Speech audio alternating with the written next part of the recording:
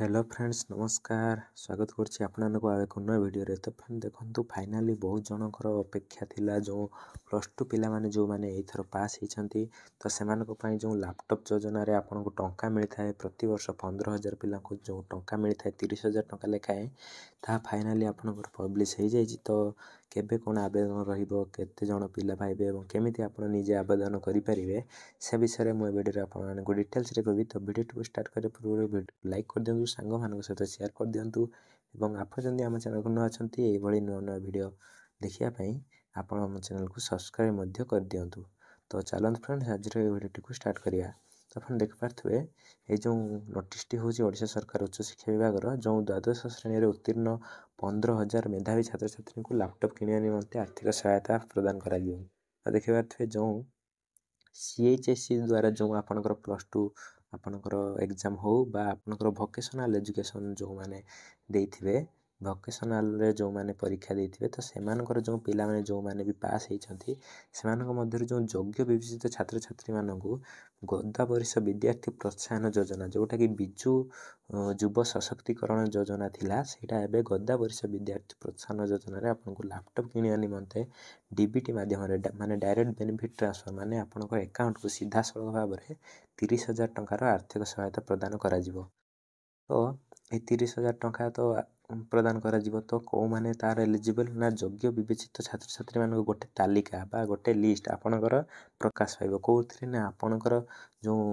Website रही दुईटा website आपन एठी देखि पाथबे जो रही dhodisha.gov.in आ scholarshipodisha.gov.in एथिरे तो आपनकर जो माने एलिजिबल बा आपनकर समस्त तो एलिजिबल नुहे जो माने +2 पास करथिबे वोकेशनल एग्जाम रे पास करथिबे समस्त एलिजिबल नुहे एथि पई केवल जो माने एलिजिबल लिस्ट तार गोटे पब्लिश हुए प्रति वर्ष जे जो माने बेसी मार्क रखिथिबे तार कटअप आसे तो केते मार्क रु तांकर जो लैपटॉप पे से माने एलिजिबल से जो लिस्ट आसे सेटा आपनकर जो वेबसाइट रही dsodisha.gov.in रे आपनकर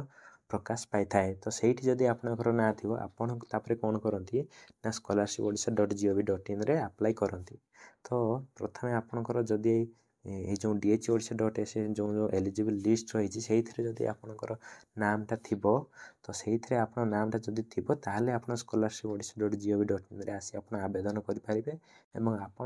आपनकर जो टंकाटी आपन निज अकाउंट रे सीधा सड़क भाव रे पाई परिबे। तो कोन करबे पड़ियो जो स्कॉलरशिप ओडिशा आपन तो स्कॉलरशिप अप्लाई करिथिबे जो माने करिथिबे ताकर किछि प्रॉब्लम नै किंतु जो माने करि नथिबे कोनोसी स्कॉलरशिप अप्लाई से निजर आधार नंबर आ आधार सहित संयोग होइते मोबाइल नंबर माध्यम रे रजिस्ट्रेशन करिकि ताकर जो आवेदन करि परिबे। तो यार जो डेट कौन रोचे देखो फ्रेंड्स डेट रोचे आप 1 जुलाई रु 21 जुलाई तो मात्र आपण पाखे 20 दिन समय अच्छी मात्र 20 दिन में आपको आवेदन करने पड़ो यार लास्ट डेट एक्सटेंड होता है किंतु मु सजेस्ट करी आपन या 20 दिन मध्य आप जिते जल्दी हम से जल्दी आवेदन कर दिंतु ना पर आपण प्रोब्लेम शिकार हो पारती। तो आज आपंकर ऑलरेडी आवेदन आरंभ होची तो आपन चाहिए या भितर 21 जुलाई भितर आप आवेदन करेंगे केवल से मैंने आवेदन करेंगे जो मानकर एलिजिबल लिस्ट रे ना आपनकर रही। तो आउ फ्रेंड्स जो आपनकर जो रहा कि एलिजिबल लिस्ट को आप एलिजिबल लिस्ट आप केमी देखिए आपन लिस्ट ना अच्छी ना एवं आप लिस्ट कौटू पाइबे।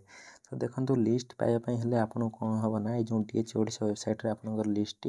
प्रकाश पाई थाए। तो एबे जेहेतु आज आरंभ होची तो यार लिस्ट एबे प्रकाश पाई नहीं तो जदि लिस्ट आगो प्रकाश पाउची आपन मो टेलीग्राम चैनल बायर आमर वीडियो रो डिस्क्रिप्शन अच्छी से जॉइन हो जातु मो यार लिस्ट आसिले आपको से आपको लिस्ट पीडीएफ टी देदेवी जहाँफल आप से पीडीएफ रु देखिए आप निज निजर नाम रही कि ना आप जानीपर। तो जो लिस्ट आसिले एवं यार जो कटअप लिस्ट गोटे प्रकाश पाए तो कटअप जदि आसिले मु आउ एक वीडियो या ऊपर बनईदेवी। तो चैनल रे ट्यून रही आप चैनल को सब्सक्राइब कर रखु जहाँफल वीडियो छाड़े आपको नोटिफिकेशन माध्यम आपड़ जानीपर। तो यार जो एलिजिबल लिस्ट केमिति आप देखिए कौट पाइबे तो से विषय जिते बड़े आपंकर एलिजिबल लिस्ट प्रकाश पाइब आज आपणकर मु आ गोटे वीडियो करी आपको जनईदेवी। तो आउ जदि यानी कि आपण मन सन्देह रही तो आपण मते कमेंट माध्यम जन पारे मुझे आपको रिप्लाई देवी। तो आज एति फ्रेंड्स आशा करछि वीडियोटी भल लगी। ଭିଡ଼ିଓଟିକୁ ଏକ ଲାଇକ୍ କରିଦିଅନ୍ତୁ, ସାଙ୍ଗମାନଙ୍କ ସହିତ ସେୟାର କରିଦିଅନ୍ତୁ ଏବଂ ଚ୍ୟାନେଲକୁ ସବସ୍କ୍ରାଇବ୍ ମଧ୍ୟ କରିଦିଅନ୍ତୁ। ରହୁଛି, ଧନ୍ୟବାଦ।